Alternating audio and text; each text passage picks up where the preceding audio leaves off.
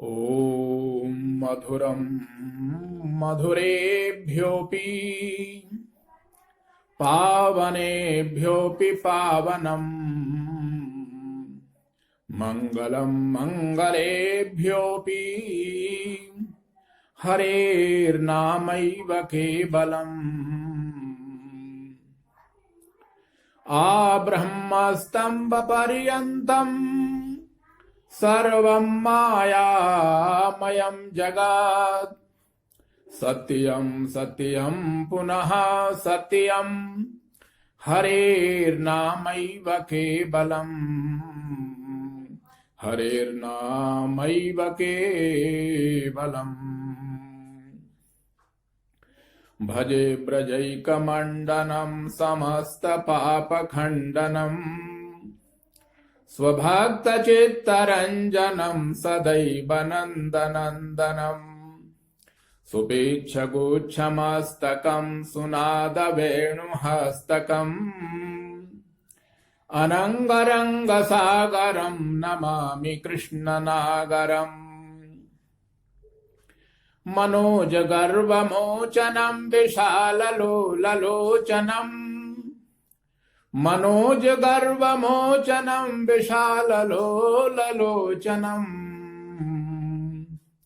मनोजगर्वमोचनं विशाललोललोचनम् विधूतगोपशोचनं नमामि पद्मलोचनम् करारविन्दभूधरं स्मितावलोकसुन्दरम् महेन्द्रमानदारणं नमामि कृष्णवारणम् महेन्द्रमानदारणं नमामि कृष्णवारणम्। ई कक्षा माध्यमेन अध्ययनरतानां समेषां छात्राणाम् अहं डॉक्टर हर्षरूप वासिष्ठः प्रिंसिपल गवर्नमेंट संस्कृत कॉलेज नाथद्वारातः हार्दिकम् अभिनन्दनं हार्दिकं स्वागतं व्याहरामि। समेषां छात्राणां कृते प्रतिपादित विषयस्य अर्थबोधः सम्यक्तया भवेत् इति विचार्यैव अहं स्वकीयान् विचारान् हिंदी भाषा माध्यमेन प्रस्तौमि। प्रिय छात्रों, आज हम सभी शास्त्री प्रथम वर्ष के अंतर्गत जो अनिवार्य विषय संस्कृत वाङ्मय है उसके द्वितीय प्रश्न पत्र में निर्धारित जो ग्रंथ है उस ग्रंथ का नाम है श्रीमद् भगवद गीता।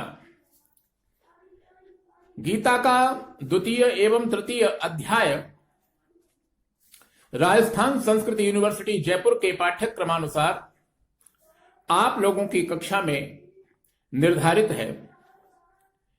गीता के दूसरे अध्याय को आधार मानकर आज हम सभी लोग चर्चा करने के लिए उपस्थित हुए हैं। गीता पर चर्चा करने से पूर्व गीता का प्रादुर्भाव किन परिस्थितियों में हुआ और गीता का क्या महत्व है हमारे इस मानव जीवन में, गीता की जो भूमिका है उसके विषय में समझना आप लोगों के लिए परम आवश्यक है। श्रीमद् भगवद गीता महाभारत का अंश है। जैसा कि हम सभी जानते हैं कि महाभारत की रचना महर्षि वेदव्यास ने 18 पर्वों में की है और गीता का वर्णन भी 18 अध्यायों में किया गया है। महाभारत महर्षि वेदव्यास द्वारा प्रणीत ऐसा विशाल ग्रंथ है जिसमें न केवल युद्ध का वर्णन है, अपितु मानव जीवन का जो उद्देश्य है, धर्म, अर्थ, काम और मोक्ष, इन चारों पुरुषार्थों की प्राप्ति करना, इन चारों पुरुषार्थों के विषय में भी महर्षि वेदव्यास ने इस महाभारत के अंदर विस्तार से वर्णन किया है। इस विशाल ग्रंथ के विषय में कहा गया है कि धर्मे चार्थे च कामे च मोक्षे च भरतर्षभ यदि हास्ति तदन्यत्र यन्ने हास्ति न तत्क्वचित। अर्थात धर्म, अर्थ, काम और मोक्ष, ये जो हमारे मानव जीवन के चार पुरुषार्थ हैं, इन चार पुरुषार्थों के विषय में जो वर्णन महाभारत में मिलता है, वही वर्णन अन्यत्र धर्म ग्रंथों में भी प्राप्त होता है। और जो वर्णन महाभारत में नहीं है, वह अन्यत्र भी कहीं उपलब्ध नहीं होता है। महाभारत की कथा, जैसा कि आप लोग जानते हैं कि एक ही परिवार के लोग दो भागों में बटे हुए हैं, कौरव और पांडव। दोनों ही पक्षों के लोग धर्मभूमि कुरुक्षेत्र में युद्ध की भावना से आमने सामने खड़े हुए हैं। दोनों ही पक्षों की ओर से जब शंख निनाद हो गया और युद्ध प्रारंभ होने ही वाला था, तब अर्जुन ने भगवान श्री कृष्ण से प्रार्थना करते हुए कहा कि हे केशव, मेरे रथ को आप दोनों सेनाओं के मध्य में ले चलें। सेनयोरुभयोर मध्य रथम स्थापय मेच्युत। हे अच्युत, हे गोविंद, मेरे रथ को आप दोनों सेनाओं के मध्य में स्थापित करें। मैं देखना चाहता हूं कि मुझे किन किन के साथ में युद्ध करना है। दोनों सेनाओं के मध्य में पहुंचकर जब अर्जुन ने दोनों ही पक्षों में अपने सगे संबंधियों को खड़ा हुआ देखा, तो अर्जुन विषादग्रस्त हो गया, धर्म संकट में पड़ गया, किंकर्तव्य विमूढ़ हो गया कि जो मेरे अपने हैं, मैं उनके साथ युद्ध कैसे कर सकता हूं, और वो युद्ध भी इस हस्तिनापुर के तुच्छ राज्य के लिए। पितामह भीष्म, जिनकी अंगुली पकड़ करके मैंने चलना सीखा, गुरु द्रोणाचार्य, जिनसे मैंने शस्त्र अस्त्र की शिक्षा ग्रहण की, ऐसे जो मेरे ये परम वंदनीय पूजनीय जो मेरे आत्मीय महापुरुष हैं, मैं इनके विरुद्ध शस्त्र कैसे उठा सकता हूं। कौरव चाहे कैसे भी सही, लेकिन मेरे भाई हैं। ऐसा निर्णय करके अर्जुन ने धनुष बाण रख दिया और रथ के पिछले हिस्से में जाकर के बैठ गया। अर्जुन को भगवान कृष्ण ने जब विषादग्रस्त देखा, तब भगवान श्री कृष्ण के मुख से गीता का प्रादुर्भाव हुआ। प्रिय छात्रों, यहां यह समझना बहुत आवश्यक है कि अर्जुन एक क्षत्रिय योद्धा है और परम वीर है। अर्जुन ने आज से पहले अनेक युद्ध लड़े हैं, और युद्ध लड़े ही नहीं, उन युद्धों में अर्जुन ने विजयश्री भी प्राप्त की है। लेकिन आज से पहले अर्जुन ने जितने भी युद्ध लड़े,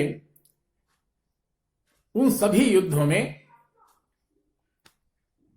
उसने विजयश्री को प्राप्त किया, यह सत्य है। लेकिन आज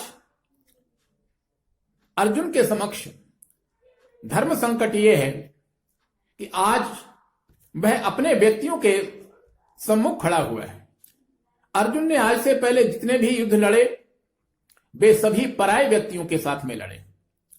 पराये व्यक्तियों के साथ में युद्ध लड़ना सरल होता है, लेकिन अपनों से लड़ना कठिन ही नहीं अपितु बहुत कठिन होता है। इस बात को हम लोग एक लौकिक उदाहरण से समझ सकते हैं।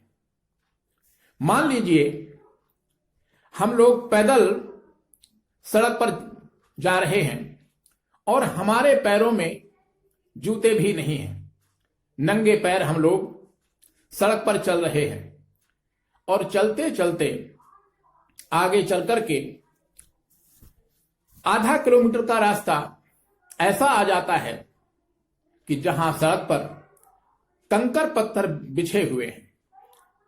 कंकर पत्थर बिछे हुए मार्ग पर पैदल चलना बहुत कठिन है, लेकिन ऐसे दुर्गम मार्ग पर भी पैदल चला जा सकता है यदि हम अपने पैर में जूते पहन लें तो। जूते पहन करके एक कंक्रीट वाले मार्ग पर भी चलना सुगम हो सकता है, लेकिन अगर कोई भी एक कंकर हमारे जूते के अंदर प्रवेश कर जाता है तो मार्ग चाहे कितना भी कोमल क्यों ना हो, रास्ता कितना भी कोमल क्यों ना हो, रास्ते पर भले ही कालीन ही बिछी हुई क्यों ना हो, अगर जूते के अंदर कंकर प्रवेश कर चुका है तो फिर ऐसे सुगम रास्ते पर भी पैदल चलना मुश्किल हो जाता है। मार्ग में पड़े हुए जो कंकर पत्थर हैं वे पराये व्यक्तियों के समान हैं, लेकिन जूते के अंदर जो कंकर है वह अपने व्यक्तियों के समान है। इसलिए अर्जुन ने कहा कि मैं अपनों के साथ युद्ध कैसे करूं।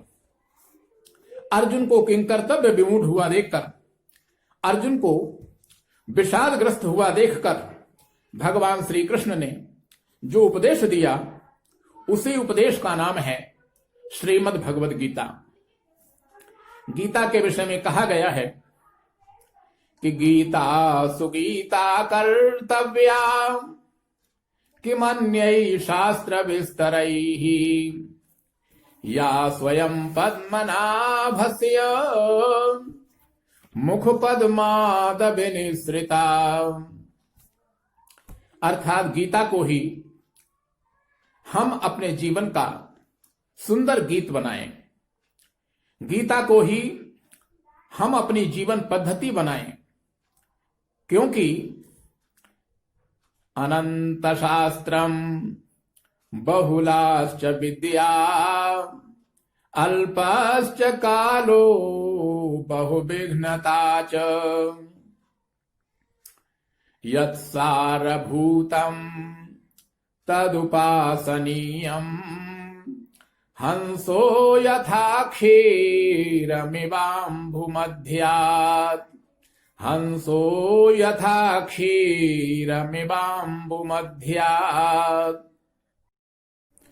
शास्त्र अनंत हैं, जीवन में समय बहुत कम है। यदि हम लोग व्यस्ततावश बहुत कुछ नहीं पढ़ पाते हैं तो गीता तो हमें अवश्य पढ़नी ही चाहिए। क्यों? क्योंकि गीता पद्मनाभ भगवान श्री कृष्ण के मुख से निसृत है। विश्व का सर्वोच्च सदग्रंथ श्रीमद् भगवद गीता मानव मात्र के लिए उपयोगी ग्रंथ है। इस संसार रूपी समर में जो हम लोग अपना जीवन जी रहे हैं और हमारे जीवन में समय समय पर आने वाली जो समस्याएं हैं, जो दुविधाएं हैं, उन दुविधाओं में भी हम एक सुविधा युक्त जीवन कैसे जी सकते हैं, इस विषय में मार्गदर्शन करने वाला संस्कृत वाङ्मय में अगर कोई ग्रंथ है तो उस ग्रंथ का नाम है श्रीमद् भगवद गीता। गीता वह महान ग्रंथ है जो विषाद को प्रसाद में परिवर्तित करने की सामर्थ्य रखता है। गीता ही वह महान ग्रंथ है जो मनुष्य को यह बोध कराता है कि हे मनुष्य, तू विनाशी नहीं अपितु अविनाशी है। तू मरण धर्मा नहीं अपितु नित्य शुद्ध बुद्ध चैतन्य स्वरूप है। भूलोक से परमात्मा के लोक की यात्रा का जो मार्ग है, उस मार्ग को प्रशस्त करने वाला अगर कोई ग्रंथ है तो उस ग्रंथ का नाम है गीता। गीता एक जीवन जीने की पद्धति है। ऐसी दिव्य गीता का अध्ययन करके हमारे छात्र ज्ञानवान बने, ऊर्जावान बने, संस्कारवान बने। इस दृष्टि से राजस्थान संस्कृत यूनिवर्सिटी जयपुर ने इस ग्रंथ को आप लोगों के पाठ्यक्रम में निर्धारित किया है। पाठ्यक्रम के अनुसार गीता के द्वितीय अध्याय के शुभारंभ में अर्जुन के विषाद का वर्णन संजय ने महाराज धृतराष्ट्र के सम्मुख किया है। संजय कह रहे हैं धृतराष्ट्र को संबोधित करते हुए कि हे राजन, तम तथा कृपयाविष्ट मश्रुपूर्णाकुलेक्षणम् विषीदन्तमिदं वाक्य मुवाच मधुसूदनः। श्लोकेस्मिन् संजयः निगदति धृतराष्ट्रं प्रति यत् हे राजन, करुणया व्याप्तम् अश्रुपूर्णाकुलेक्षणं विषादं प्राप्नुवन्तं तम अर्जुनं प्रति भगवान मधुसूदनः इदं वाक्यम उवाच। इस श्लोक में धृतराष्ट्र के सम्मुख संजय वर्णन कर रहे हैं कि हे राजन, इस समय अर्जुन का जो हृदय है वह करुणा से भरा हुआ है और उनके नेत्र अश्रुओं से पूर्ण हैं। इस प्रकार विषाद को प्राप्त हुए, अवसाद को प्राप्त हुए अर्जुन के प्रति भगवान श्री कृष्ण उनको समझाने का प्रयास कर रहे हैं। प्रिय छात्रों, यहां यह भी समझना परम आवश्यक है कि अर्जुन का एक स्वभाव रहा है कि न दैन्यम न पलायनम। जीवन में कभी भी दीनहीन नहीं बनना और अपने कर्तव्य से कभी भी पलायन नहीं करना, अपने कर्तव्य से कभी विमुख नहीं होना। तो जिस अर्जुन ने न दैन्यम न पलायनम को अपना सिद्धांत बना करके जीवन जिया हो, आज वही अर्जुन अपने कर्तव्य से विमुख हो रहा है, जो कि उचित नहीं। इसलिए अपने कर्तव्य से विमुख होते हुए अर्जुन को भगवान श्री कृष्ण ने जब देखा, तब भगवान श्री कृष्ण ने अर्जुन को उपदेश के माध्यम से उसके कर्तव्य का बोध उसको कराने का प्रयास किया। यहां से भगवान श्री कृष्ण अर्जुन को समझाने का प्रयास करेंगे, जिसे कि हम आगामी कक्षा में सुन सकेंगे। इसी के साथ आज के विषय को यहीं विराम देते हुए मैं अपनी वाणी को विराम देता हूं। जयतु भारतम, जयतु संस्कृतम।